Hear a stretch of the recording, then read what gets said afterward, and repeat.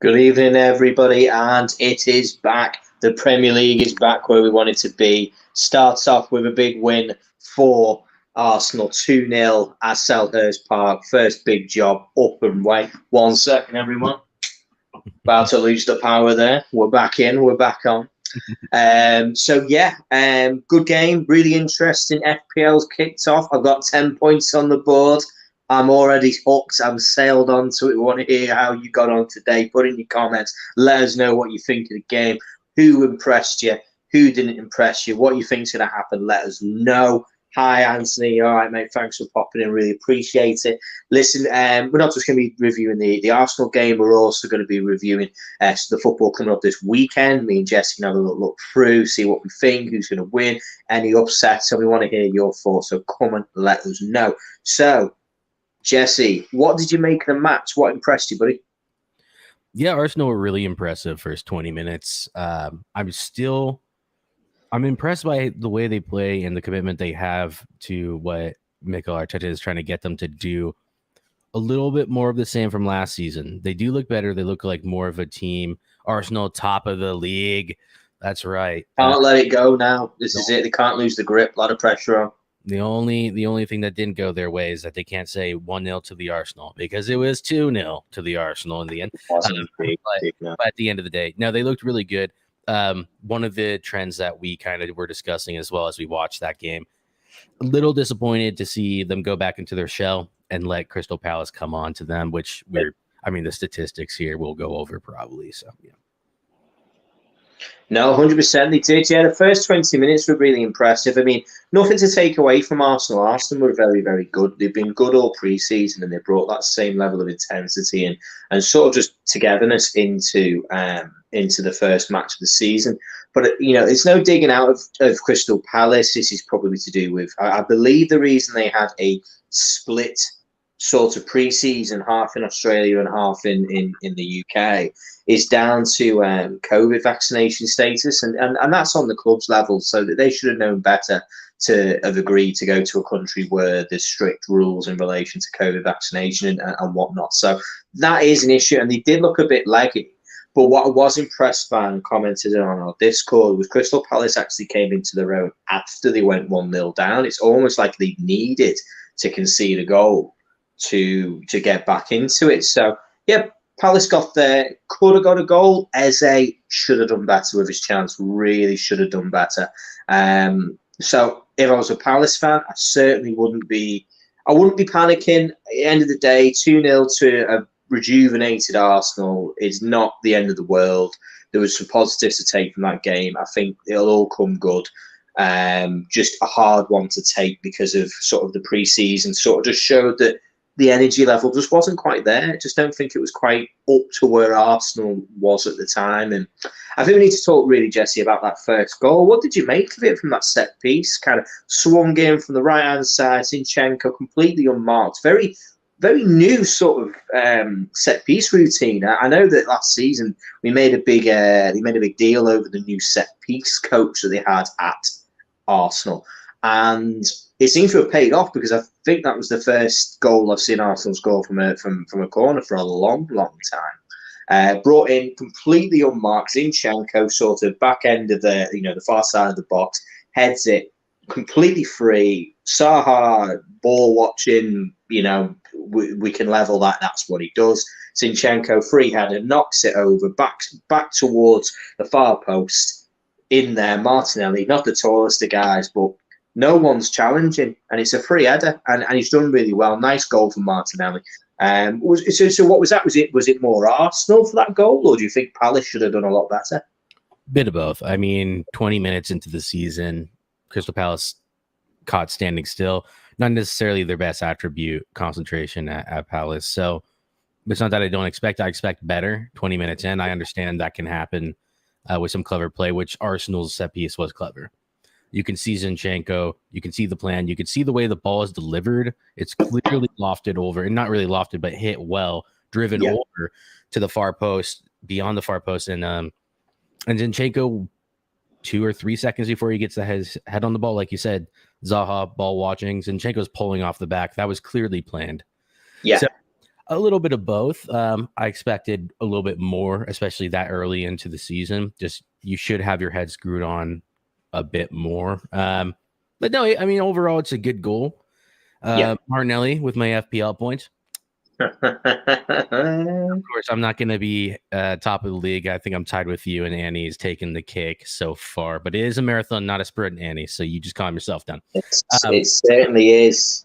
This weekend's actions where it should be, which where we should see the big numbers, hopefully. But yeah, so kind of after that, it was Arsenal dropped off for the last 25 minutes, in my opinion. They've made some good chances further on with it, but Crystal Palace kind of got into it, and they had a potential handball. I mean, I don't know what you make of it. The ball floats in from out top, comes back down. Gabriel's hand. Yeah, the centre-back Gabriel, not Martinelli or Jesus, by the way. It's going to get confusing. He's got his hand out there, and it's just come down. It's hit his hand. VAR looks at it. No penalty. I mean, what did you make of it? What did you think? It's. I would have felt hard done by if that were mine. If that were United, I would have felt hard done by. It's a handball in the respect that it touches his hand, but I do think that there's a little bit of leeway. I don't think his hand moves towards the ball, but I don't think it's intentional. I'm just interested to see how if we see consistency across the board, because that's the first instance in which we've seen that. And as we know, English refs don't typically like to be consistent across the board. Yeah, unfortunately, that's something we don't see an awful lot of, which is consistency. I mean, I'd agree with you. I think it would have been harsh if that had happened to, say, Joel Matip. I'd have been absolutely fuming. And I also would have said if it had happened against this weekend and it was a Fulham centre-back, I probably would be like, oh, if we get a penalty, I'll be happy. But I wouldn't be sitting there screaming, shouting for it. I'd be like, yeah, it's one of those kind of things. I think they made the right decision. And I think it was more a common sense situation of, is there intent? No, what was the whole kind of aspect of it? There was no ball whipped in or played in, and the hands just lazily out. It's just one of those situations. So yeah, not too much to make of that one. Yeah, and then we came into the second half, and it was Palace for me. I think Palace controlled that second half much better than Arsenal did in large portions of the game. But it was, unfortunately, and this is where quality overcomes at times. Eze has a really, really good chance, one-on-one with Ramsdale. All he has to do is pick the far corner, not even accurately in the corner, just get it on that side of the goal, and I think it's a nailed-on 1-1. But instead, he fluffs his lines completely. I think he kicks it with his heel straight at Ramsdale out for a corner, and it was a disappointing shot, and probably their best chance of the game, other than the Edouard header in the first half. But to be fair, he's put it at a nice height for Ramsdale. Ramsdale should be saving that. If he's not saving that, it would be very disappointing. And then the second goal, own goal from Gahey. I mean, it's fortuitous for Arsenal. It was a fortuitous goal. Gahey should have done a lot better. Saka gets the ball right-hand side, probably looks to kind of whip that across the 6-yard box, hits it with pace. Gahey has sort of set himself, but he's set himself in a way that's not facing away from goal or facing out of goal. He's facing, unfortunately, that angle that takes it straight at goal, hits his head and straight past Graita. He had no chance at all. But what did you make of that goal? Do you think really that it was coming, or do you just think that was actually Arsenal sort of riding the wave and then eventually just going, now's our opportunity, we need to kind of try and hit clever? No, it's definitely against the run to play. I think Arsenal probably had a round, and unfortunately, there might be a way to do it. I'm not sure how to do it. If you look at the first 20 minutes until Arsenal scored, they probably had somewhere around 65-70% possession. After that, obviously, we just chatted about how they dropped off, as they typically do under Arteta. But I think it was kind of unfortunate because obviously Crystal Palace had quite a few chances to go ahead and equalize, and the later on it got, the more you could see it coming. But things just, they turned on their head. It went the other way. Saka kind of like it was kind of a here, let's just hit it across because I have no other options. And unfortunate for Guehi, it's just the worst possible position to be in as a defender when you're faced up kind of towards your goal trying to run back, and then the ball comes across and you have no option but to go for it. But it's a crapshoot at that point. So unfortunately, it was very unfortunate for Crystal Palace. They looked like they were coming on and they were ready to kind of try to equalize, but it just didn't work out for them. But no, 100%. And so it's a good win, 3 points, clean sheet. Arteta will be happy with what we've seen. Big improvement on last season, having got beaten, I believe it was 3-0 last season, or was it 3-1? And they returned in this fixture last season. They lost quite convincingly, and it formed part of their kind of Champions League downfall. So going to Selhurst Park on any night game, either it's a Monday night or a Friday night or a Saturday night, it's a tough place to go. A lot of atmosphere, a lot of energy, really up for it. And I think that getting Crystal Palace now, while they're still kind of getting up to speed, I think that we're going to see a couple of rough, bumpy games for Palace. They will get it together. I know they will. Patrick Vieira will do what he did last season. You'll get them going. You'll get the results going. Get them strong. Start creating the right kind of chances with the techie players you have. Saha, Eze, Edouard. Hopefully, can kind of come good. Get the goals that you didn't get last season. And bring in players like Elise and stuff like that. They're gonna do what they want. They're gonna come and score some goals eventually. So I just think a bit of time is just needed for Crystal Palace. And in our prediction show and in ones we've done with Patrick on Tree City, we think Crystal Palace are probably going to finish sort of top half of the bottom half of the table. It's going to be somewhere around there. For me, that was a kind of performance for there. So, I mean, I don't see any reason to get upset. Just a bit disappointing, I think, to open the first game of the season and just not be up for it. Didn't look quite ready. Yeah, no, they didn't look ready for it. They didn't look sharp. Arsenal looked like they were ready to go right out of the gates. And it proved to be that way. I'm still really disappointed in the way that they do fall off after they score a goal.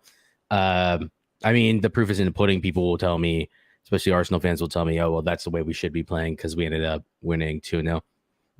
There's a lot of teams that will be a lot sharper later in the season where they won't get away with that. There's absolutely no with it.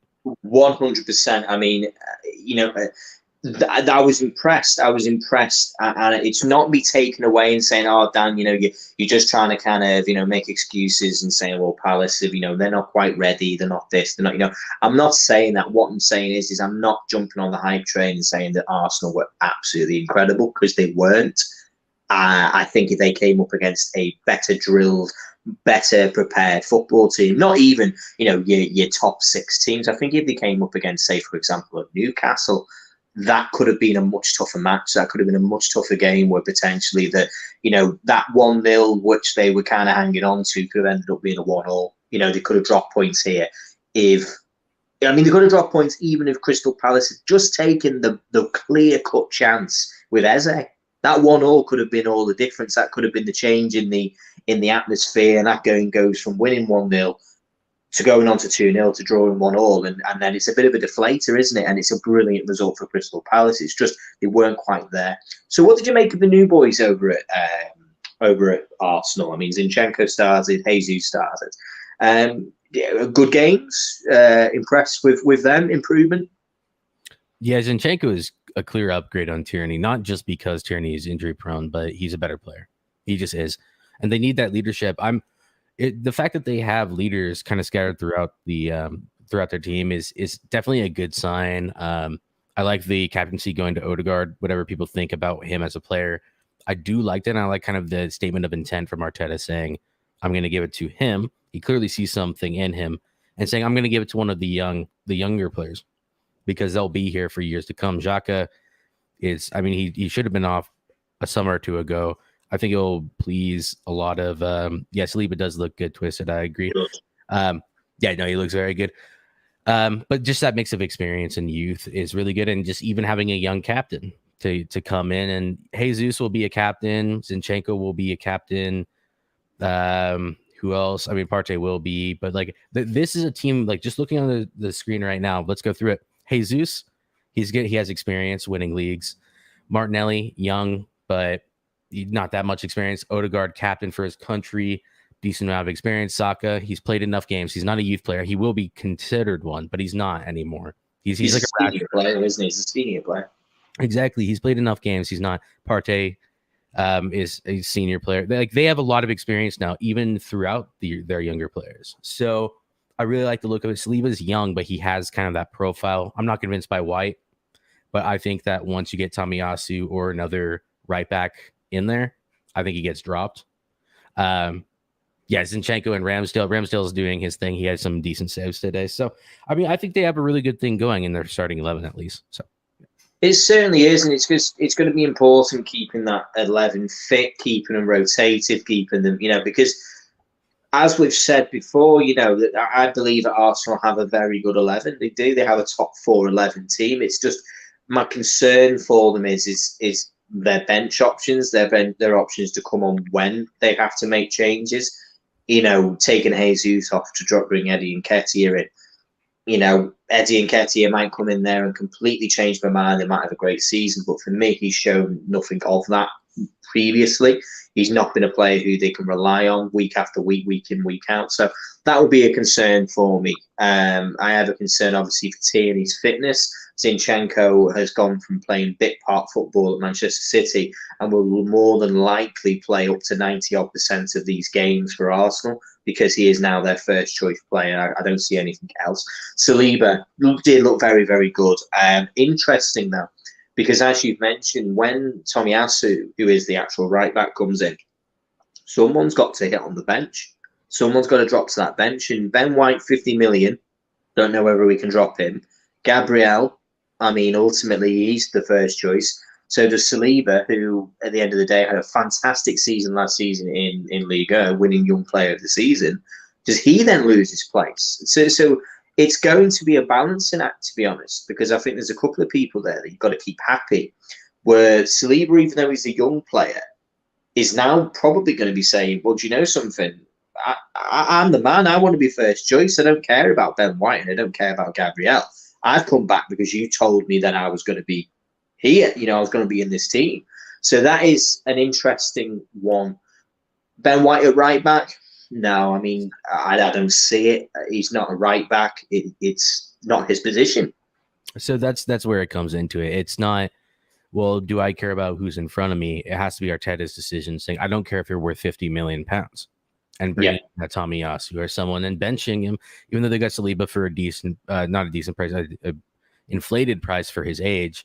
He's been out on loan for 2 seasons. Answer this one as well right after, but he's been out on loan for a while. I mean, you play what's best for your team. It comes up to Arteta. Does he have the balls? Does he have the arrogance, in the right sort of arrogance to say, look, you're a good player, but today I wasn't impressed by White.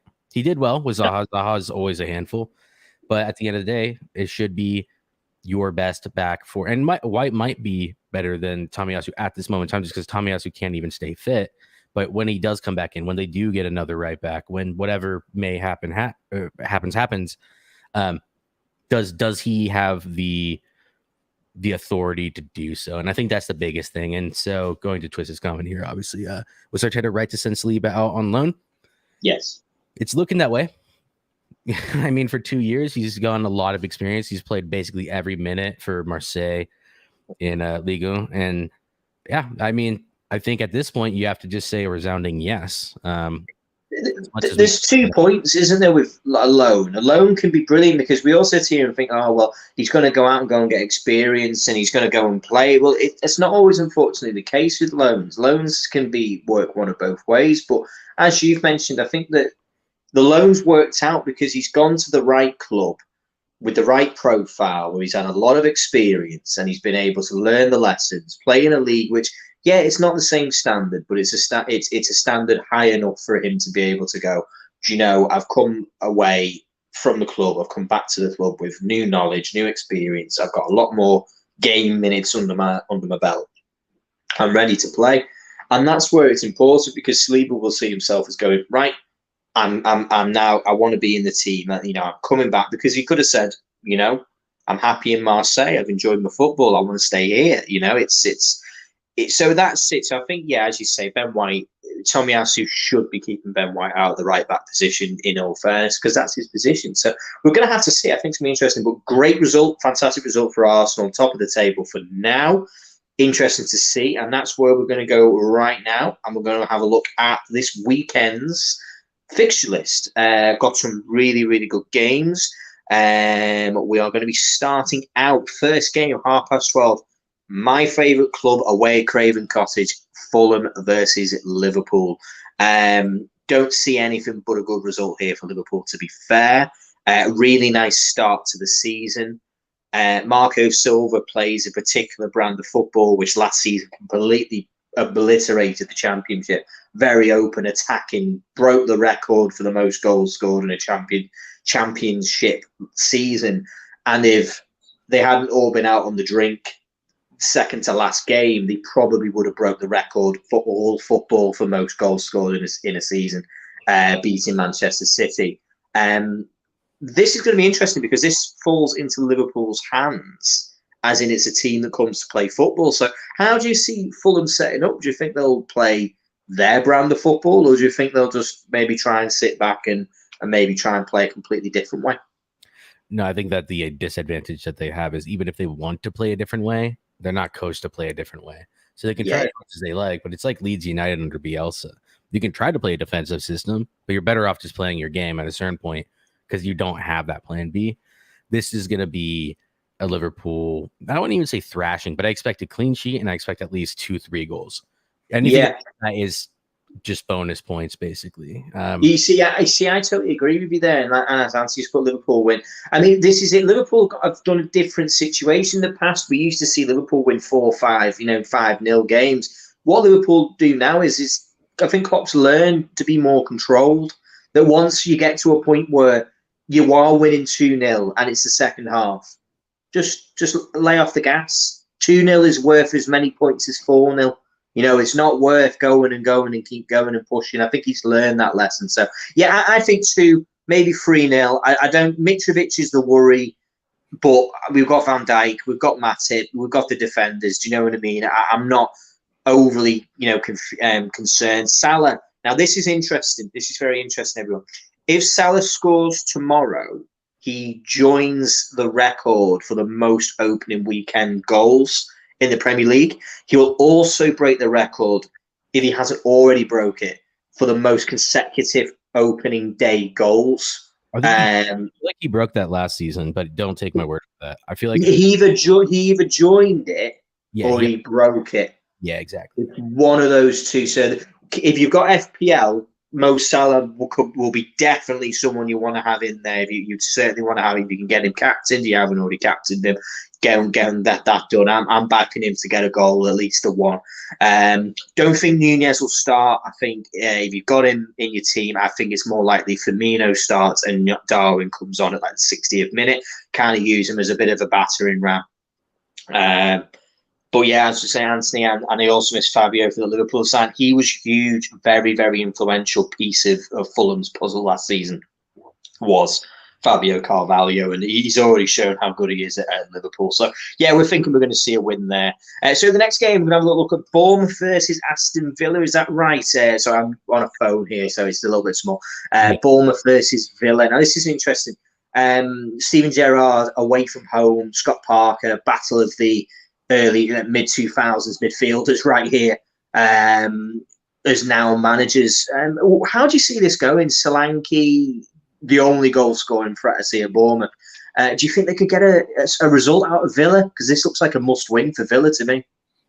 Yeah, no, I don't see them getting a result. And not out of just because they're coming up. I look at their backline and I understand that it's not for Bournemouth. For Aston Villa, I think they've done enough to be in that group of teams that this opening weekend walks over the promoted teams, and they look good. They look decent in preseason. Not everything was great. I expect Bailey to start, which will be exciting for him because he had injury issues last season. I'm excited to see what he could bring because we watched him. He looks good in Bundesliga. Like we watched him quite a bit, and he's a very good player. So I really hope that he gets his comeuppance and gets to perform. At least gets the opportunity to perform for Gerrard. I see them coming out with a statement of intent, asking Villa. They did not have a good season last year, and they need to make up for it this season. Big time. Yeah, as a club, it was a bit of a mess, wasn't it? Unfortunately, after selling Jack Grealish, they completely lost the way. The money they just spent on daft players didn't really make a lot of sense, and I think they just, unfortunately, that was the end of the road for Dean Smith. But Gerrard came in, has tried to bring his own brand of football. He's been able to sell the players he doesn't want, bring in the players that he does. Clearly likes Leon Bailey. Leon Bailey had a really good sort of pre-season, looked good against United, looked good, against a couple of teams. I've got him and Matty Cash in my FPL team, so goals, if you wouldn't mind for me, please. Bournemouth, I think they're going to really struggle. I think the points that Bournemouth could be looking at winning this season are those 8 teams at the bottom, kind of 12th to 20th. Like, Bournemouth will look at Palace and think, we can try and get a win here. I think that's as high as, for me, that Bournemouth are going to go, because they just don't have the depth. They don't have a quality squad at all, I'm afraid. Even there, like at Selhurst Park, a draw against Crystal Palace might be one, like, relegation deciding. I mean, it'd be a great result. Result. Massive. If they can get a win away from home at any of that 12 to Southampton, Everton, any of them, huge result, massive result. Any away wins from any of those teams in the bottom 8 is massive. Will be a massive result for Bournemouth. Going to be a tough season for them. They're part of my relegation sort of prediction, to be honest. So going to be really tough season for them, I'm afraid. And it's probably not the best start for them playing Villa, because Villa will see this as an absolute must win from the start. So yeah, we're moving on. Newcastle versus Nottingham. Now this is the last of the new boys coming up. They're all playing on Saturday. Nottingham Forest. Now these are the ones that we have predicted not to get relegated. So what do we see from this game? Do we think Nottingham could get a point out of this, or do we think they might have a chance of even trying to get a win? No, it's too early for Nottingham. They brought in too many players, unfortunately. Like, it's just gonna be a slog for them for the first, up until the World Cup. As much as I'd like them to at least try to do well, I just don't see it. I mean, do you see really them being that competitive until they bed in their squad? They lost. It's not being competitive. I don't know. I'm not convinced by Newcastle, because they've not signed that striker. I watched a couple of Newcastle games. I watched them against Benfica. I watched them against, I think it was it Mainz? I watched them against Mainz 05, I believe it was. I might have got it wrong. If I've got it wrong, let me know. And they drew 0-0, and it was dreadfully boring. Like, it was just that they couldn't. There was no goal scorer. Chris Wood is not going to get them the goals that I think that they need. And I thought that when they went for Hugo Ekitike, of course, very ambitious to go after kind of a player, in that French league, very well thought of, and he's ended up at PSG. But they didn't have that plan B. Like, there was no plan B. Like, someone who they were like, right, we want Hugo, we get Hugo, great. But if not, we're going to go for someone who's more reasonable, someone who's more possible for us to get. And they've not brought them in yet. So, I don't know. I mean, do I think Newcastle will blow them away? No. Could I see it being 1 or 2-0 to Newcastle? Absolutely. But of the new boys, Nottingham are well drilled, defensively solid. They'll come into this game, for me, looking to get a point. I think this is going to be more a case of the onus is on Newcastle scoring than it will be Nottingham Forest scoring. I think they'll happily take a 0-0 at St James's Park, first game of the season. So for me, I think a draw. I think maybe 0-0. That's just the way I see it at the moment. I don't know what you think. What's your prediction on this one?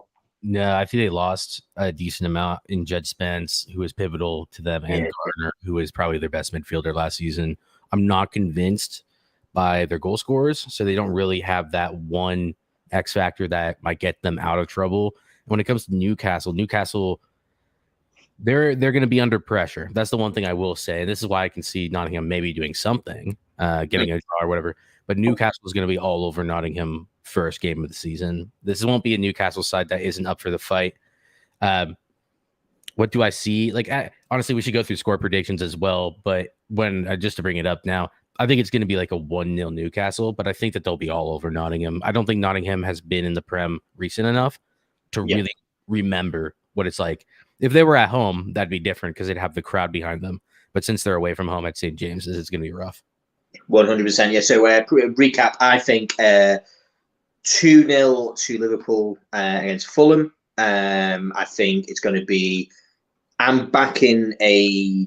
Again, I'm going to go with 2-0 Aston Villa. I just don't think they've got a third goal in them, but I think they're going to be strong. I think 2-0 Villa and 0-0 Newcastle versus Nottingham Forest. I just feel that it's going to be a closer game. I just don't think they've quite got that. Newcastle at home, 100% twisted. They're going to be up for a lot of energy there. But as you've just mentioned before, Nottingham Forest, first time back in the Premier League for over 2 decades. They're going to be up for this. They're going to be like, listen, that maybe that bit of a Brentford sort of bounce, that we had last season. There's always that one club who comes up and you just think, whoa, who do these boys think they are? That they're doing bits and business. So yeah, 0-0 for me in that one. So Tottenham versus Southampton. Just real quick, is interesting. Before we move on, Dan, sorry, this is kind of interesting. So when did he sign this, Anthony? I told him this. He signed it today. Yeah. Was he on like an 18-month contract? I think he was on a 2-year deal. Now, I always get concerned by this because signing a new long-term deal can also come with clauses in it. And I'm always skeptical sometimes of these deals because they can be ones which are now written as to a point of, here's the new deal. However, you need to achieve X, Y's, and Z's. These are your new objectives. Does that make sense?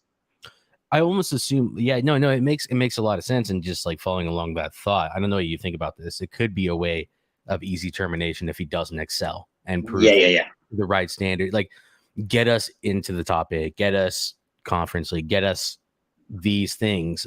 These are our expectations. And if you don't, well, look, you're not keeping up your end of the bargain. You're off. Yeah, that's the only way that makes sense to me. I was just shocked because I'm like, why would they sign that? They could, by all intents and purposes, they could get Pochettino or someone. I'm just throwing out names there with the amount of money that they have and the money they have to spend and what they can offer to players and managers. Yeah, that's interesting. I just didn't know that they had done that. So yeah, they did it today. I think it was. It makes sense, as you say. They got him in. He wasn't their first choice manager in the first place, anyway. I'm skeptical. I personally think that they've got this new deal put in place because, as you say, that there might now be some kind of objectives have changed. So here's the money, but they will also come with our new expectations that are put in place. So that's the skeptic in me. That's the way I see this deal going forward. So moving on, Tottenham versus Southampton. I'm now regretting not having Harry Kane. I think, to be honest with you, in my FPL, I'll give it away to you. I'm almost regretting it because I've got Southampton getting pumped. I'm going for relegation this season, in all honesty. What do you make of this one? I mean, this is Tottenham at home, new signings, everyone's fit as far as I'm aware. There's no issues at Tottenham. Up against Southampton. Joe Aribo's the only new signing in at Southampton of any real kind of name. What did you see this going any other way? No. This is Southampton is a Liverpool wannabe with a tenth of the talent, so they'll play.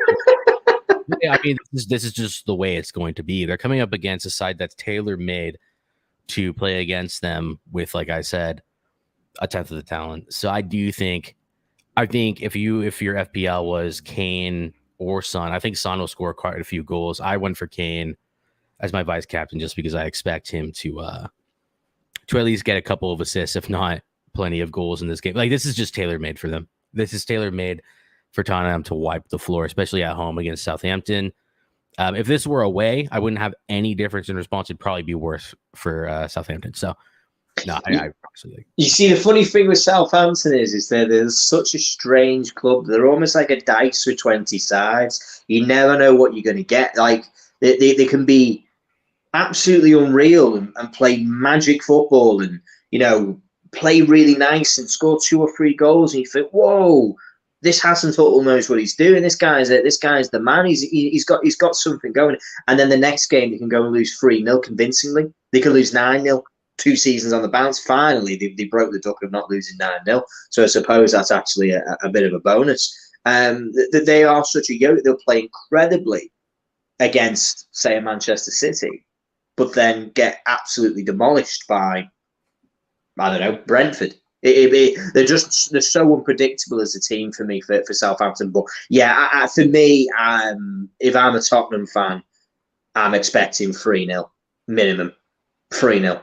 Yeah, that's what I'm banking on. I think that my score prediction in this game, I'm going to go a little bit more conservative. I'm going to say, after all that, I'm going to say 2-0 just because it's so early in the season. I haven't watched any Southampton preseason. Tottenham hasn't looked great, but they do look fit, and they've just had a week off.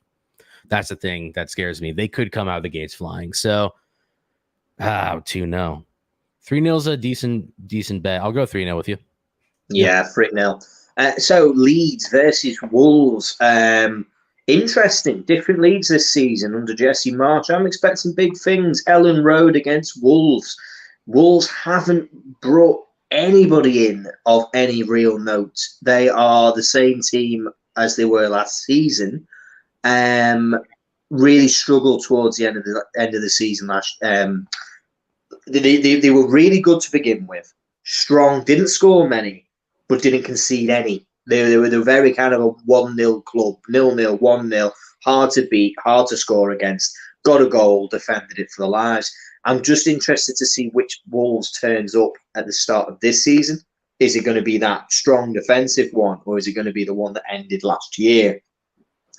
I'm backing my man Jesse Marsch and the new signings. Big spenders, Leeds. Really big spenders. Haven't got that Rafinha money and the Calvin Phillips cash.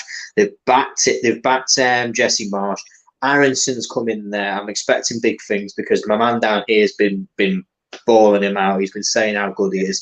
But he banged a hat trick of assists in his last preseason game, so that's all I'll say. There you go. So I'm expecting big things from this guy. So I'm really looking for this. Is my 3:00 watch. So I'm going to be watching this match tomorrow. I'm really looking forward to it. So yeah, I'm going to go with. Wolves. I'm going to go with the 2-1 Leeds. I think Leeds don't have the defence. I think they're still going to concede goals. But I think the Jesse Marsch has got some players in there who can create some goals, create some attacking threat. And Ellen Rowe's going to be jumping and bouncing. So 2-1 for Leeds for me. Yeah, this is a score draw for me. 1-1 or 2-2. I'll go with, for the sake of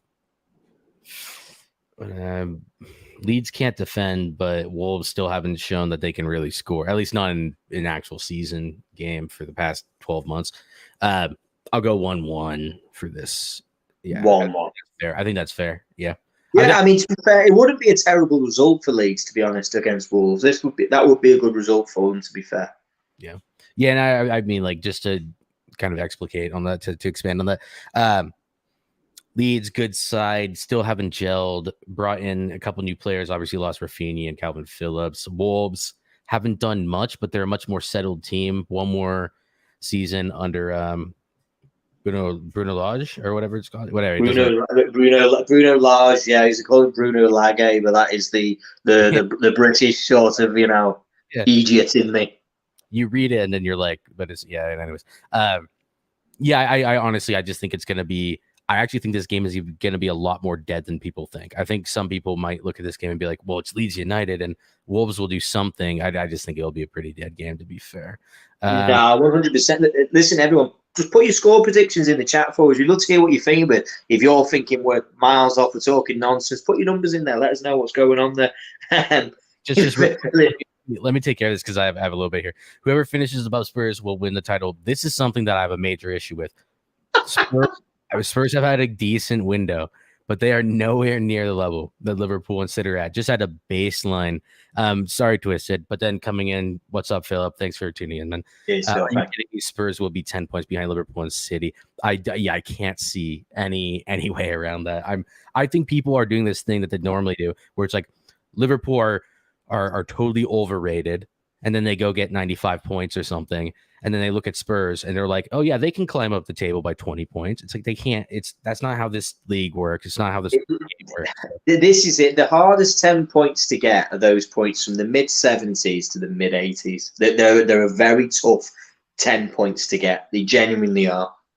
And to make that leap, to make that jump in consistency, it's turning 3 losses into wins or turning 5 draws into wins. it's not as easy as people can, to make it out. It's a big, big jump and a big leap to get there. So I think, as you say, it's going to be a long way. And I'll leave you two boys to kind of point that out there. Thank you very much. We've got 10 people watching at once. I really, really appreciate you joining us. It's the first one. We hope to join you all the time.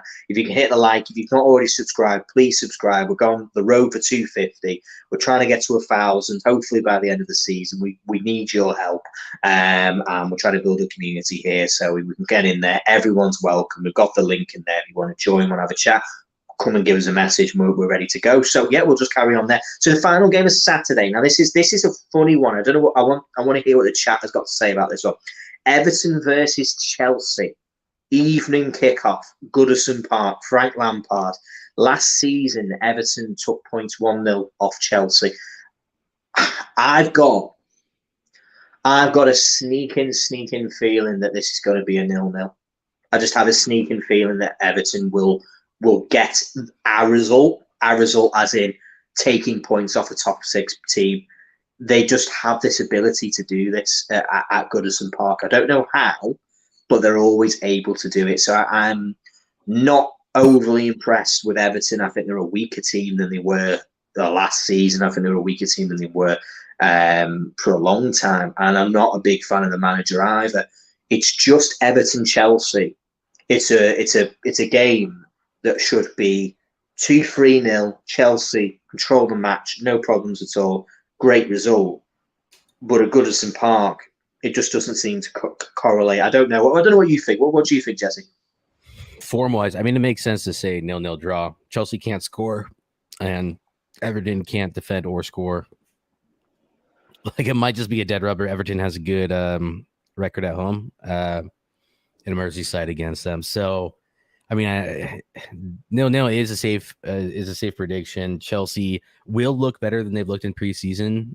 Definitely, they'll look more cohesive.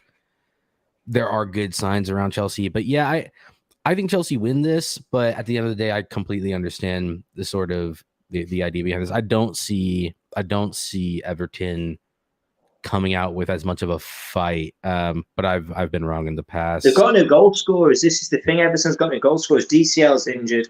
Richarlison's gone.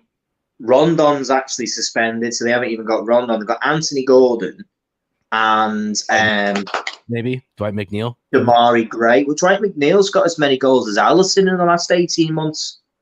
Dude, I'm just throwing out players. I'm not. No, but that's my point. You know what I'm saying? Like, Dwight McNeil's like, you think, oh yeah, great, he's got this thing, and that's it. That's what they have to go forward with. There's no killers. There's no goal scorers there. So, but at the same time, it's just Everton. To quote Bill Kenwright, it's shite, but it's Everton. That's terrible. Yeah. No, but that's what it is. That's exactly what it is.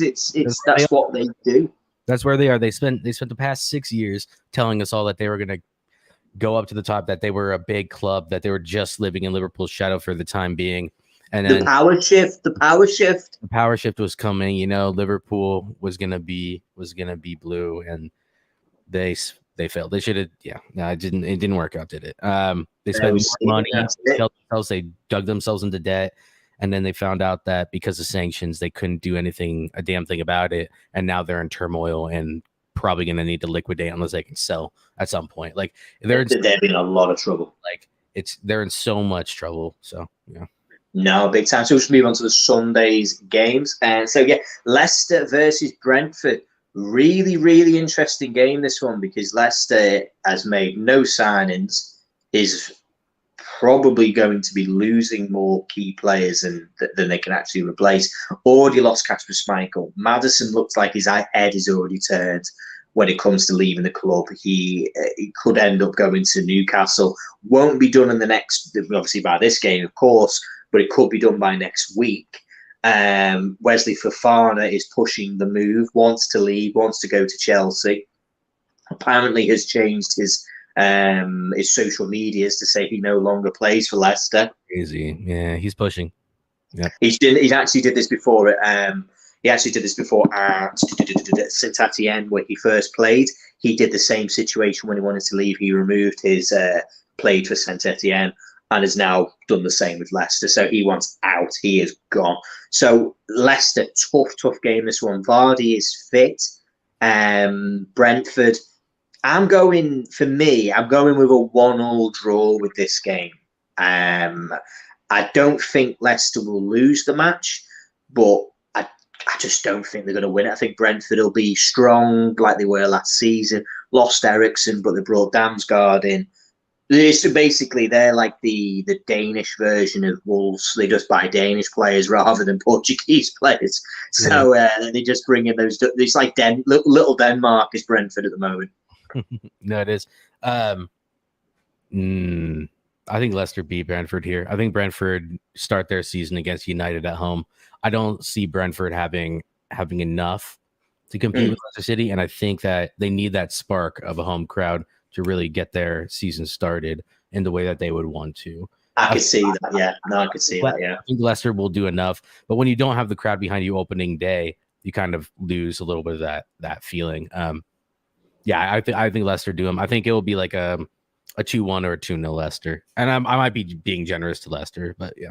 I think it all depends on Vardy, I think, to be honest, doesn't it? I think Vardy is your man there. Who's, if he's on form, if he does what he normally does, you can expect a goal out of him. He just does well with that one. Ivan Toney and Wemba will be very important for Brentford. David Raya, I believe, is their goalkeeper at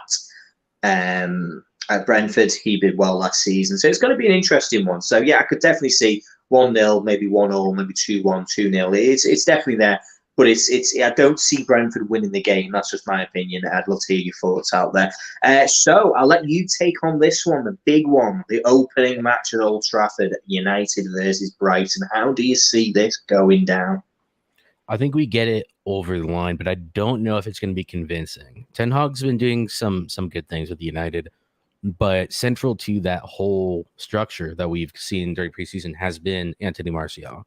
Whatever you think of him, however much he has disappointed people and not lived up to his potential, he's incredibly important in our system at this point.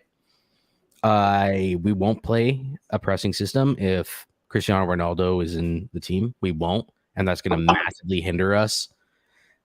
I would like to see any mixture of the youngsters. Emma Diallo playing up front, with Rashford on the left and Sancho on the right. I just want to see something that I can believe in, because Cristiano is not going to do the job that Ten Hag wants him to. And I think, like I said, we should be able to get this over the line. If this was Anthony Martial, I would probably go with a 3-1, like Twisted has said. I still don't trust our defense. That's clear as day. And we will play a high line. But with the players that Brighton's lost, Cucurella literally today is now at Chelsea.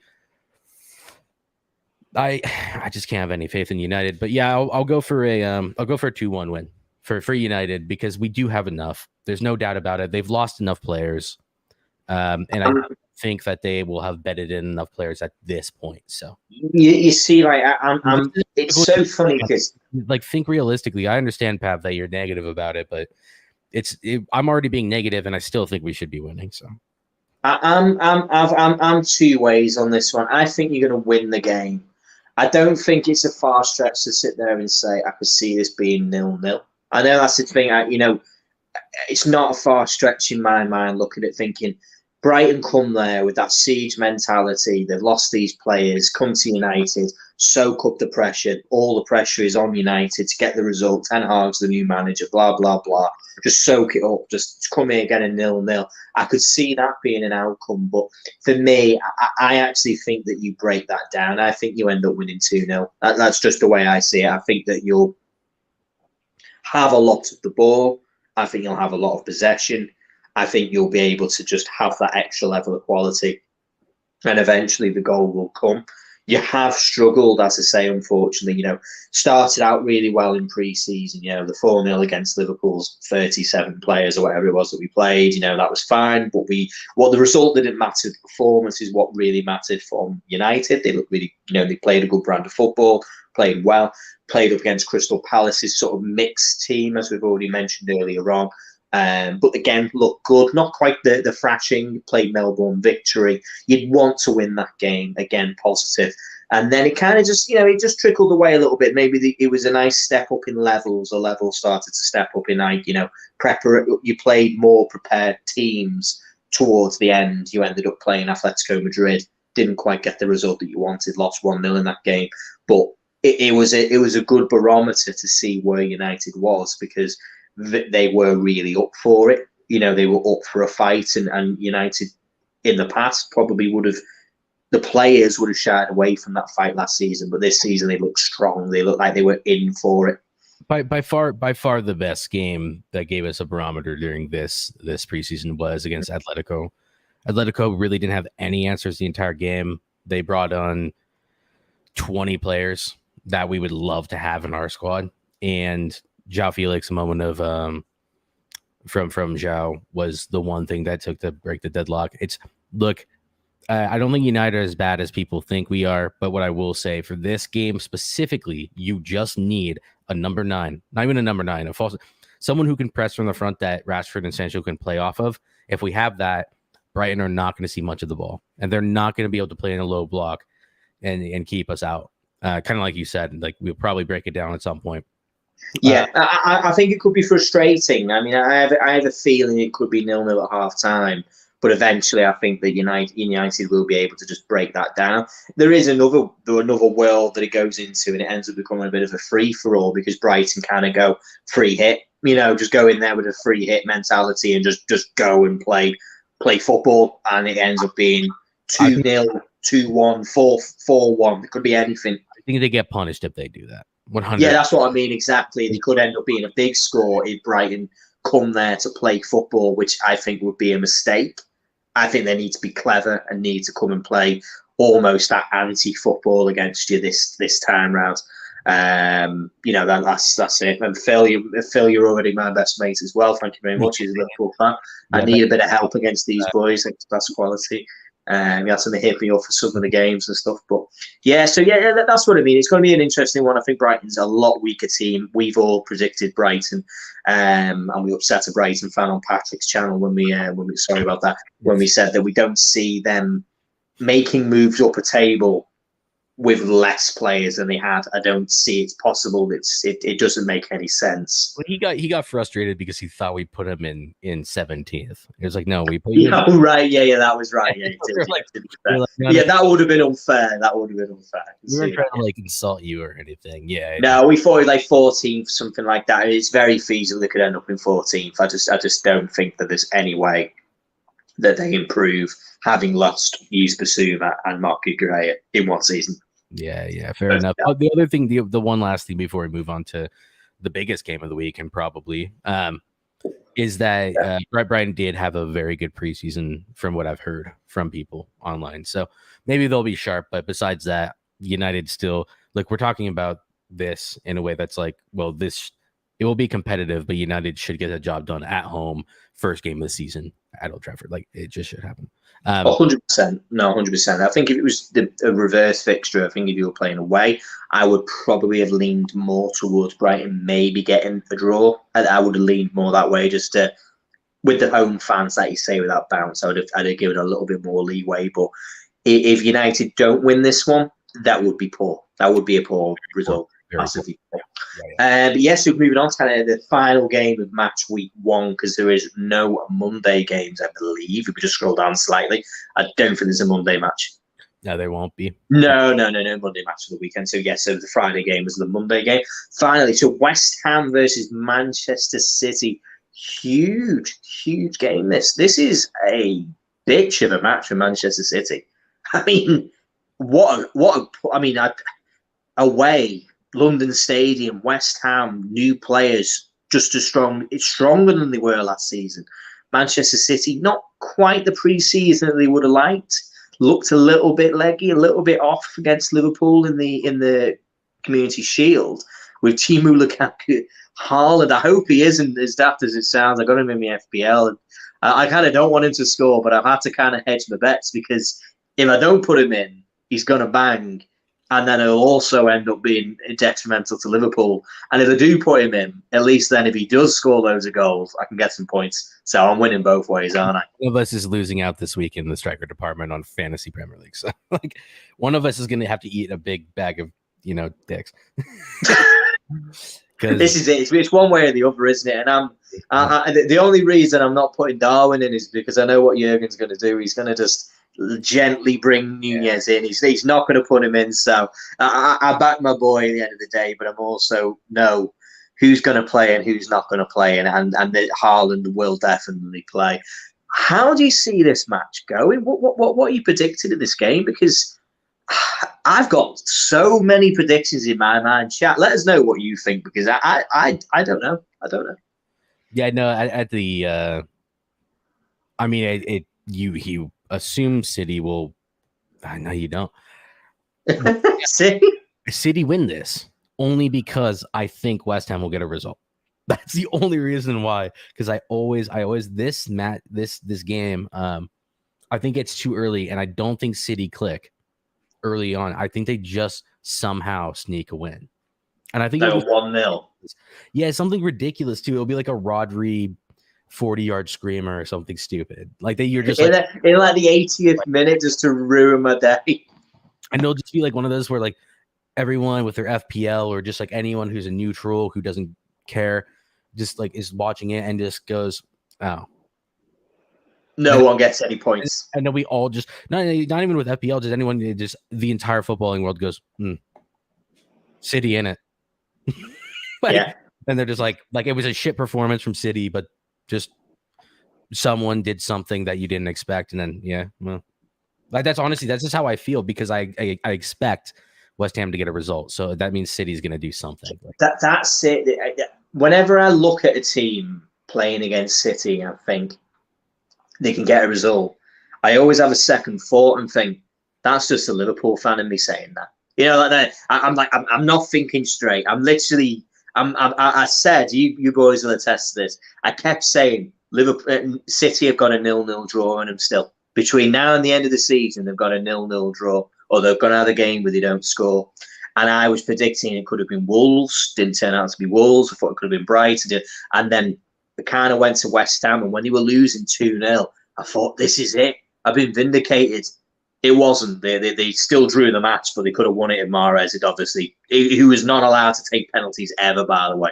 Man City should never let that man take a penalty ever again. That matters, unless it's in training. He can't take pressure penalties. But yeah, so with that one, I mean, my heart says West Ham get a 1-0, through like a Jared Bowen, sort of like counter-attacking goal. That's what my heart says. My head says Man City score 1-0 and it ends up being a City win after it being the most tedious of matches to watch, in which, kind of the ball gets passed around, chances for both ends, and then, as you say, it'll end up being some random player like João Cancelo or Kyle Walker will end up getting a goal, and everyone will be like, oh, City in it. Like you say, City in it. Yeah. I mean, that's just where it's at. I mean, they tend to do it, and it's always those games. Like, I always look at those like Tottenham games as well, and like the results do happen every once in a while, but this just has that feeling, that preseason vibe. This is going to feel more like preseason, even though the expectation will be hyped to the nth, degree. And I think it will actually be more disappointing than people think. I think the Brighton United game will steal the show on Sunday. Yeah, I mean, looking at that one, I don't know what you guys all think, but for me, I personally agree with you. I think actually that game, with it being the big game, sort of that Sunday match, I think for me, yeah, I think the United game is going to be the most exciting one. There's going to be a lot of interest in that game.